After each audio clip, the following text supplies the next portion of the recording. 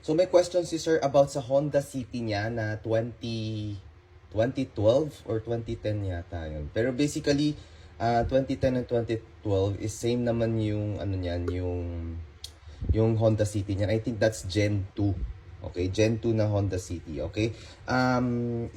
Tinatanong ni sir about yung sa signal light and yung sa brake light niya. Ngayon, isa-isahin ko na lang yung mga size ng Honda City ni sir from signal light, reverse light, and brake light para sa mga naka Honda City na 2010, 2012 something Gen 2. Ayan, save nyo tong video na to just in case na nadaan sa ano nyo, sa feed nyo, okay? So mag-start tayo sa signal light.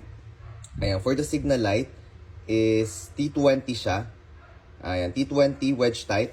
Ayan, ilalagay ko rin yung ibang code dyan sa baba. Just in case na maka-encounter kayo ng iba't ibang klaseng code para at least meron kayong idea, okay? This one, yung signal light naman sa harap at likod, parehas lang naman ng size, T20. Ayan, T20 ang size.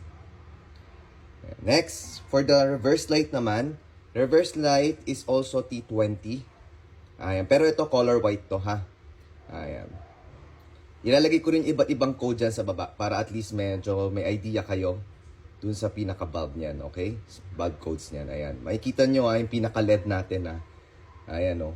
Ibang klaseng LED yung gamit natin, 3 type, mga bilog type siya. Hindi yung mga flat. Mga flat, mabilis masira rin. Okay? Next, for the brake light naman, brake light is T21. T21 is double contact, okay? Kaya dalawa yung wire niyan, meron siyang park light, meron siyang yung brake light pag nagpepreno kayo. Umiilaw siya ng malakas. Ayan, T21. Ilalagay ko rin yung iba't ibang code dyan sa baba para may reference kayo sa ibang code. Okay? Ayan. So, sa kay sir na naka Honda City, ayan sir, save mo tong video na to just in case na natulungan kita, i-like mo na rin yung page natin. Right? Thank you!